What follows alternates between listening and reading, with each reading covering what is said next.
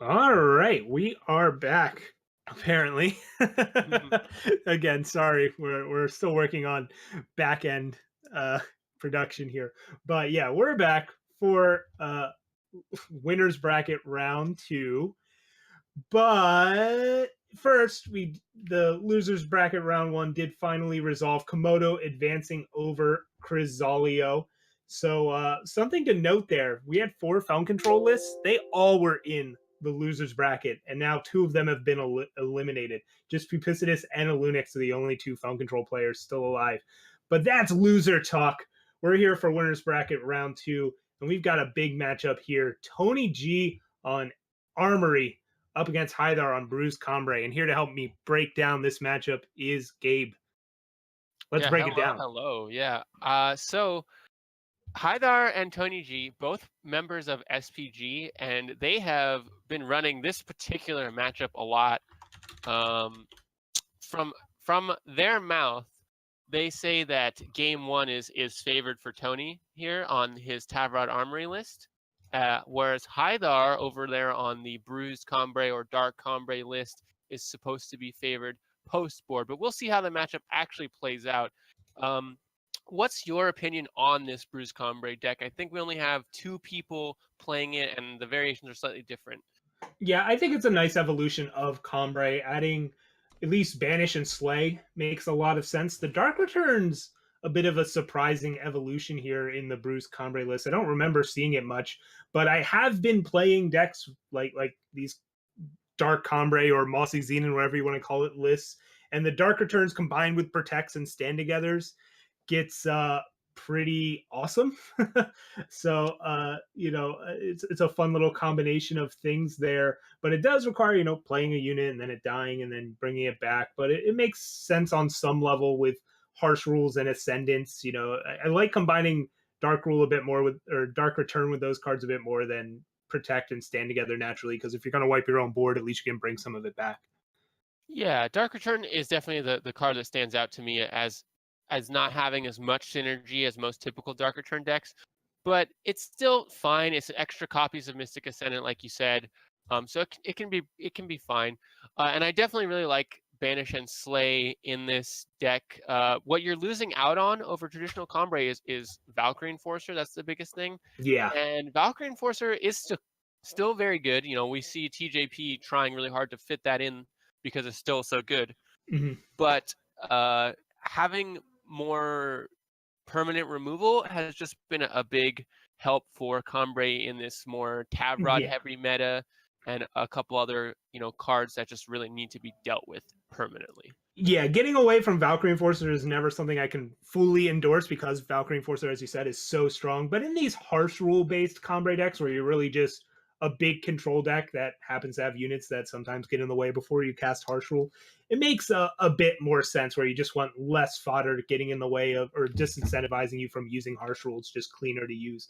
Things like Slay and Banish that have a lot of utilities. Banish going a huge way and helping the Chalice matchup, especially, except there's only one Chalice deck in this tournament, and so maybe that's not quite as important. But still, Banish is a powerful card to have access to.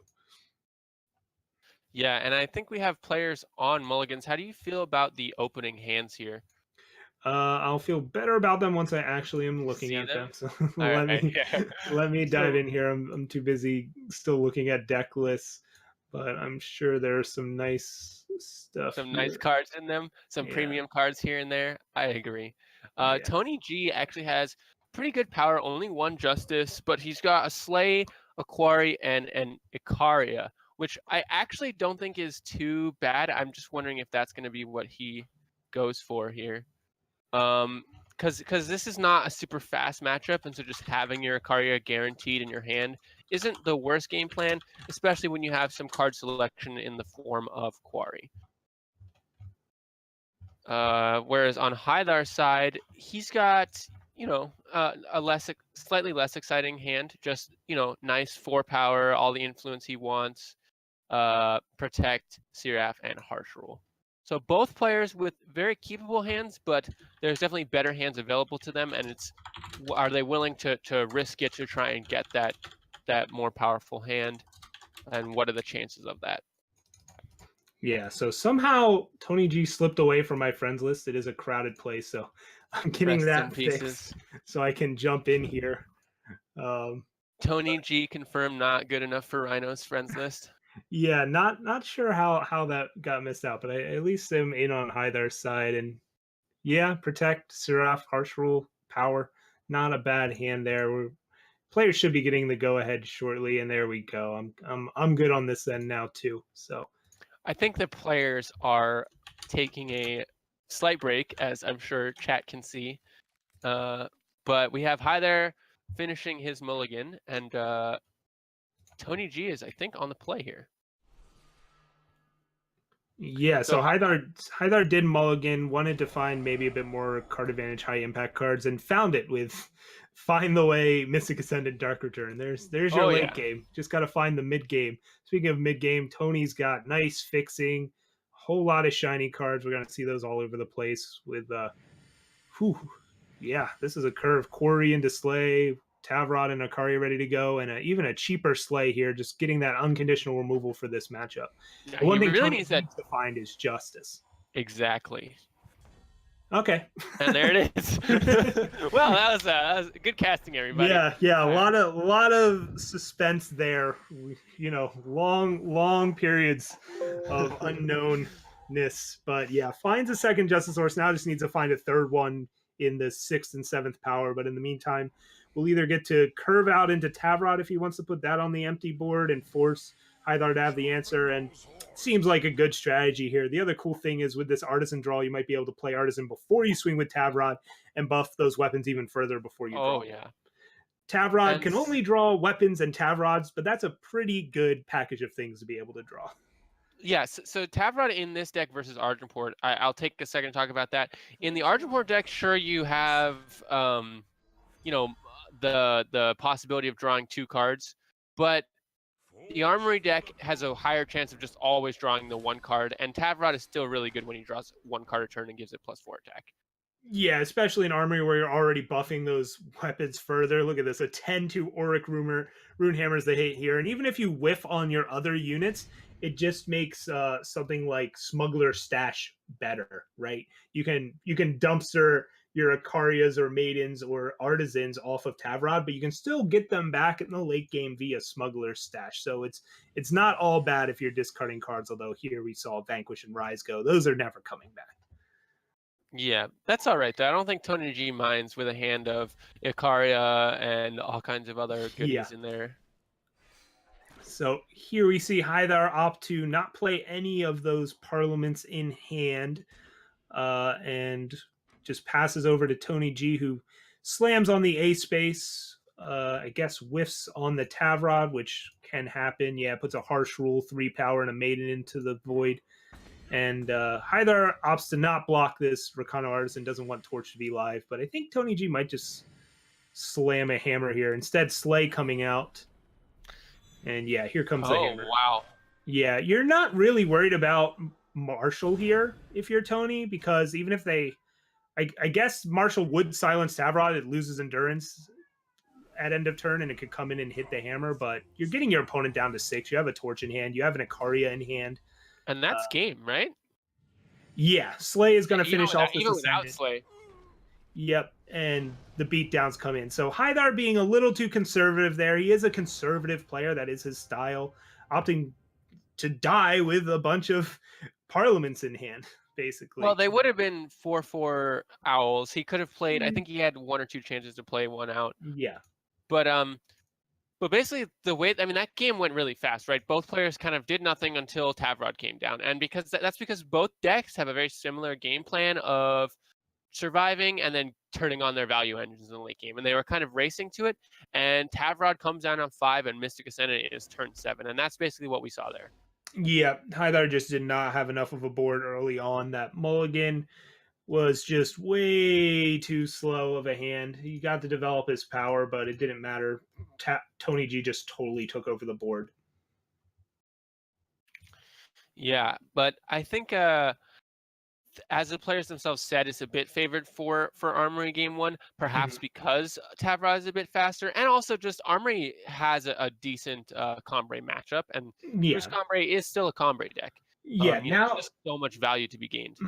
and now Combray can take out the harsh rules. That's the big thing here. You Yeah. can take out that clunky card, like your opponent's not playing that many units, they're playing harsh rule themselves, and you can basically replace those harsh rules with stand togethers or obelisks or more units of whatever you want. Because you're splashing shadow, we see 3 sabotage lurking in the Combray list as well. And that's not the kind of card you're used to Combray having access to. Yeah, this Comrade deck has a great sideboard versus Armory. I mean, look at this. Sabotage, Banish, Stand Together, and Xenon Obelisk. If he finds a way to get all those in, I don't know how Tony G is going to be able to push through that. That's going to be so much value. Yeah, even the extra Combray healer can be a big gain. Oh, yeah. And Devoted Thurge is a body. I'm not sure if that's the kind of body you need to bring in here, as you have so many other good cards to bring in. I also don't know if you go the full count on Banish. That'll be interesting to see. Yeah. It does answer Maiden and Hammers, which is nice, but it still doesn't hit Tavrod. But again, for that, you have Slays and Vanquish. So it's about just finding the right balance of all of those removal spells. And I'll be interested to see, again, they tested this matchup a lot. I'm sure they found the right combination. Yeah, they're already back in because they know exactly how to sideboard for this. Yeah, we didn't expect this sideboards to take too long, so we'll be giving them the go-ahead shortly and see what they do here. I can tell you one thing. Hythar's going to be mulliganing his hand. Yeah, and Tony G definitely did not. And Hythar actually already mulled. Damn, that is... Okay, then. Well, then. Well, it's not over, right? He's got the Temple Scribe draw. Yeah, he's got some draw steps and Temple Scribe on top of it, as you mentioned. So we'll see what it digs for. And if he finds the right power, the Combray Healer and Seraph is a good follow-up. So we'll just see how that plays out as Tony G, in the meantime, gets Artisan and Corey out. Yeah, and getting that Shadow Influence was good. I can't see what he drew for this turn. Seek Power was the draw, so that's going to be really helpful. Yeah, so finding the other pieces of influence now means he can cast everything in his deck influence-wise, right? I don't... if Harsh Rule came out, he doesn't... Hythar doesn't have any other double Justice cards in the deck, so that Seek Power getting a single Justice source will be big. It just means he's skipping out on playing anything here as Tony G resolves that Corey and finds a 5/2 Auric Runehammer. Yeah, just a 5/2 Auric Runehammer. No big deal. He had to choose between Throne Warden or Hammer there. That's why that decision took so long, and opted to go with the Hammer. I think that makes some sense. It's going to line up very well against this slowly developing hand from Hythar that's got healers and Seraphs, but Hammer takes them both out. So if you're Hythar and you play Sabotage here, what are you taking? I mean, if Tony G doesn't protect, which he probably will. Rise versus Hammer, you probably just have to take the Hammer. Yeah, I think because it just does such a good job of taking you off the board, especially now that a Maiden is out in play. But again, Hythar has the option of going Sabotage plus a unit or Titan, and we'll see what happens here. I think Sabotage was the unit. Yeah, I think that's a good play. We knew Tony G had Protect in hand, Hythar didn't, but maybe suspected it via pauses earlier on in the game. And Sabotage. With this, the hand Hythar has, I feel like it's just way too hard to beat this Runehammer. Yeah, but it's going to be pretty hard to beat another Runehammer, like a 7/2 Runehammer, right? Off this Rise. That's going to be pretty difficult. Sure, but it's going to take an extra turn. But yeah, he takes out the Rise here. So I guess his draw for turn was Desert Marshal, so that makes the Hammer way easier to deal with. Oh, and Tony with another Recano Artisan. Yep, so in comes the Maiden, but Protect is left up. So Hythar here will use the Marshal now, though, to put stress on Tony G, right? Tony G can use Protect on the Maiden, but then he can't play out the Hammer. Or he can play out the Hammer to kill this Marshal, but that means his Maiden gets silenced. Yeah, and then the Hammer's already kind of dealt with. He can just play the Titan next turn and not even care about it. Right. So really good stuff from Hythar here. Yeah. But when I was going about that Sabotage line of play, I didn't realize he had found the Desert Marshal. And Desert Marshal, still a really good card, it turns out, as it forces Tony G to do nothing else here. Just leave up Protect. Just wants to use that Hammer on something else. And here comes the Titan. wow, that smuggler stash could be really, really big this game. Especially if it gets back this rune hammer, and I don't think Hythar's gonna. Yeah, he doesn't fall for that. He doesn't want. He knows that 5/2 hammer's there. He wants to keep that Titan around. Yep, this is the power of sabotage. Not only did it take out a card, but it gave Hythar information about the other cards in hand. He doesn't have to be in the dark about whether or not TonyG has a follow-up weapon to this attack. He knows it. He saw it in TonyG's hand. Yeah, and knowing that Protect is there is going to be huge. Mm-hmm. Yeah, Protect is a hard card to play around. It's still a huge nuisance. Like, it's like, oh, I figured out they have Protect. Now I'm going to get them. It's like, well, yeah, no. It only costs 1 power. So you have to hold up 1 power, and it's not that hard to figure out. But here comes the Combray healer buffing the Titan, because even if healer buffed itself, the hammer's a 5/2. It dies anyways. So good play there by Hythar. Try and bait out this hammer at some point, but TonyG's going to be patient with it, although just going through a lot of cards there, and now has the power to cast his stash. Might as well cash in a hammer at some point. Yeah, Tony really looking to find something like a Harsh Rule or a Vanquish just to get rid of get rid of this Titan and start getting value out of these weapons. Mm-hmm. Or if Hythar commits anything else, be able to Harsh Rule it. That's a really awkward draw. Yeah, so he opted to block with the Maiden because he's like, okay, I'd rather keep this hammer around. Maybe that keeps Hythar from deploying something onto the board, and then I have stash anyways. But yeah, Throne Ward at least gets him something else on the board. It can't match up against this Titan, but it does buff this hammer. Like, now the next time TonyG gets back this hammer, whenever it breaks, it'll be a 5/6 hammer, and that's pretty awesome. Yeah, and so it's looked pretty back and forth here, but we're about to get into Mystic Ascendant territory, and that's where I think TonyG is going to really falter.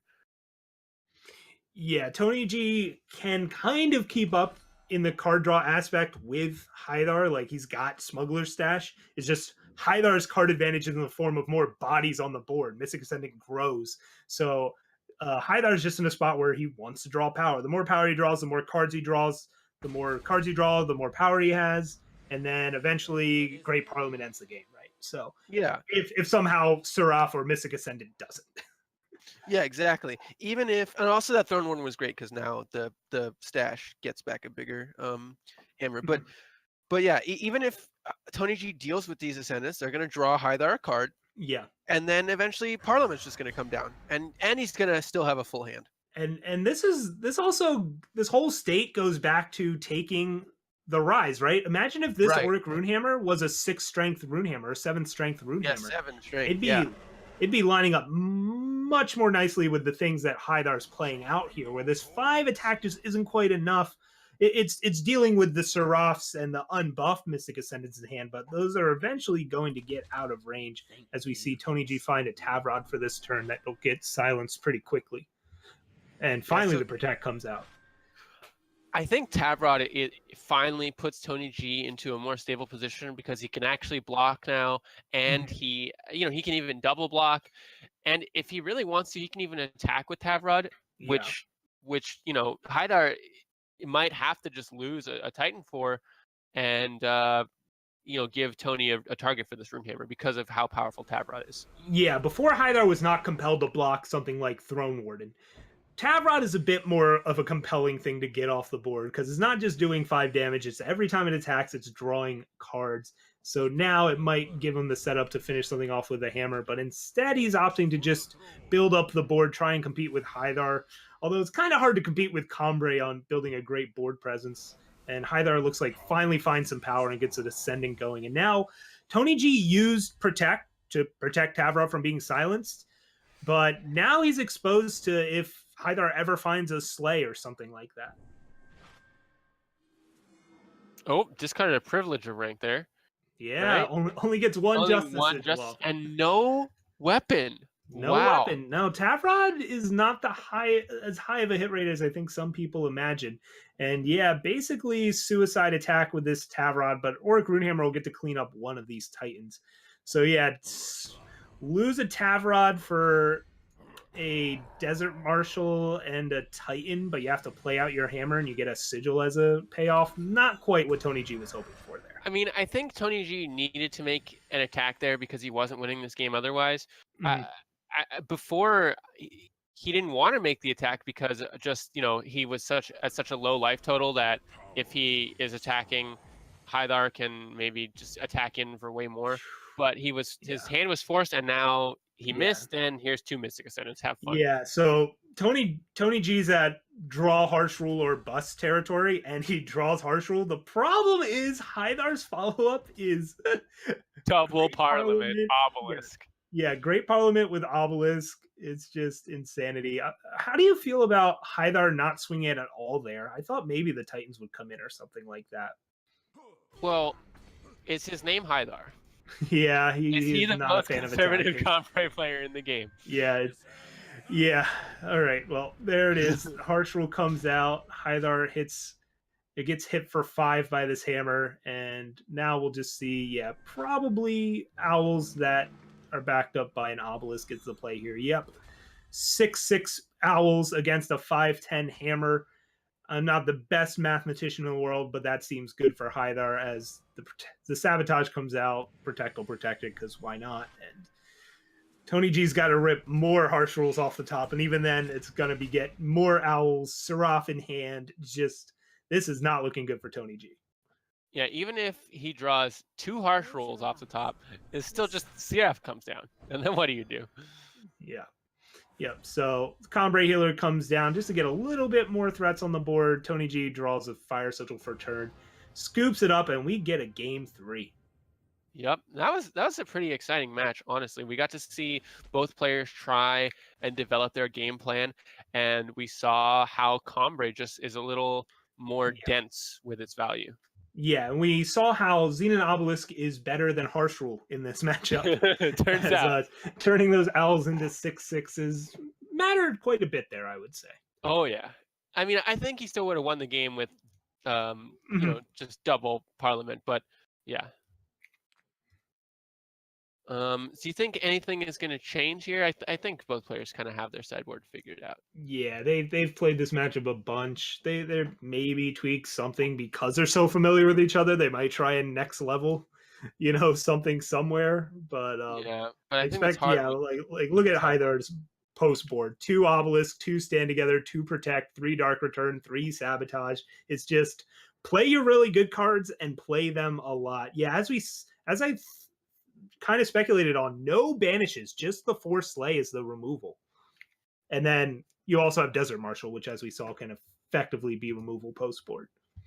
And Tony with did he keep the City Mulligan insist? So he's got only 1 Justice, only 3 power, but he does have 2 Slays, a Maiden, and an Ikaria, which are all cards you really want to see in this matchup. Yeah, so he's banking on finding those Justice sources eventually, maybe finding even something like the Privilege of Rank. That card's really cool in this deck with both Quarry and Tavrod. There's a lot of fun ways to activate it, but instead just drawing Shadow Sigils. Ugh. Yeah, more Shadow is not what he wants to see here. Tony was almost set up for a situation similar to Game 1, where if he just was able to develop something early, Hythar could just fall too far behind. He does have the 1 Slay, but the Combray deck is not fast, and if Tony had found a Protect, which he just did there, and was able to draw a Tavrod, but that's just not the case. So we're gonna get into kind of a slugfest here. Although nobody's actually playing Slime Spitter Slug. Instead, we'll see Sandstorm Titan come down. Tony G's got 3 Slays now for this, and really all Hythar's hoping for is to play Mystic Ascendant, draw a card off Mystic Ascendant, and have that card be Protect. Yeah. Or Dark Return, as we alluded to. He's got, between those 2 cards, 5 copies of it, and that's all what Hythar wants to do. It's all about Mystic Ascendant, right? Just looping it, and that's what we see there. Dark Return, and hey, Privilege of Rank is a great draw for Tony. Justice, yeah. Yeah, that gets his Justice fixed up, so now he just needs 1 more Fire Source for Ikaria, and he can still play a Slay this turn. Yeah, but this Dark Return is going to be huge. Yep, you can just Dark Return Ascendant. It becomes a 7/7. You play it, you play another power, it becomes a 9/9, and then it probably gets slayed again, or maybe Harsh Rule, but I would expect the slay. Look at that Mystic Ascendant number of attack and health. What a Yeah. concept. Yeah, Dark Returning Ascendant. You think it's a Xenon thing, but you can do it in Dark Combray. And here, Tony G just going to play out this hammer, clear out this scribe. A 4-1 Rune Hammer, not the most useful card in this matchup. So I think I'm okay with that. And another Icaria, but Tony G does not have triple fire yet and is going to hope that Hythar doesn't find a way to protect this board and hold on to Harsh Rule. I don't think Hythar's going to commit this Parliament. There's like no way, right? No, especially not Hythar. Hythar, yeah. No, the rest of his hand is power, so he knows he's guaranteed to get 3 birds off this Parliament in a few turns. Tony G's doing nothing, but here could play an Icaria. The problem is your opponent's got a 5/6 Sandstorm Titan in play. Yeah, this is awkward. Maybe he plays one just so... Nope, because he's got a Harsh Rule. There's just no... This is such an awkward hand. Yeah. So, yeah, this is a huge victory for Hythar. Gets just the Titan Harsh Ruled. But Tony G's got an excellent follow-up. We're talking about double Icaria. He can put a clock on and get a big weapon. So Tony G's far from out of it as he draws another Harsh Rule here. Yeah, I was going to say Icaria doesn't line up great with Parliament, but Hythar drawing that Ascendant and playing that actually makes Icaria not terrible. That means the Parliament is going to come down, and Tony G is going to at least trade 2 for 2, even though Hythar drew quite a few cards off these Ascendants. Yep, so Ascendant becomes an 8/8, bashes in. Tony goes down to 10, and we'll see what comes off this Ascendant. Hythar's just hoping to find Stand Together's protects, something like along those lines, and he finds it. Stand Together is sitting in Hythar's hand. Oh my gosh. Tony G goes for a Harsh Rule, and he'll see the pause here before blocks, maybe, or after blocks, but this could be a rough spot for him. Honestly, Hythar might just use Stand Together right now, though then you could be exposed to double Harsh Rule. Yeah, I mean, even if Tony G didn't Harsh Rule, right? He plays 2 Icarias, has 2 blockers, can survive. No, can't survive. Hythar would just play Stand Together and deal 10. Yeah. Yeah. It's just way too much damage coming back. Tony's at 10, and he scoops it up. Stand Together showing off how strong and stupid that card is. Yeah, and turns out the player predictions that we got from Hythar and Tony were correct. So clearly there's a conspiracy going on. Yeah, who knew that cutting the cards that killed your own units for cards that help them live was a good move against a control deck? But Hythar figured it out, and those were some brutal games 2 and 3 for Tony. But still, put up a good fight. Maybe if that Icaria could have came out sooner, or that Titan wasn't quite in the way, we could be speaking about a different outcome there. But yeah, Combray did as Combray does, and gets another win here. And Roland, the other Armory deck, also falls to the loser's bracket. So we see both Armory players falling down here in round 2 of the winner's bracket. Yeah, but again, those players are still live in the tournament. This is double elimination. They're not out yet. These were winner's bracket matches. And we'll break down the rest of those results right now. How about we do that? Bruised by God advances over Kamado. We just saw Hythar take out Tony G. Yeah. Bruised by God with that big Xenon ramp deck. Going to be going up against Bruce Combray in the next round. So that will be Mystic Ascendants on both ends. That'll be pretty crazy. Defter advances over Tatsumaki, so Chalice falls into the loser's bracket. Serb takes out Darkness 2-0, so Jito Queen will be living down in the loser's bracket. Lights Out Ace 2-0 over Child Roland. So Xenon still doing well. Moosh over Mobius.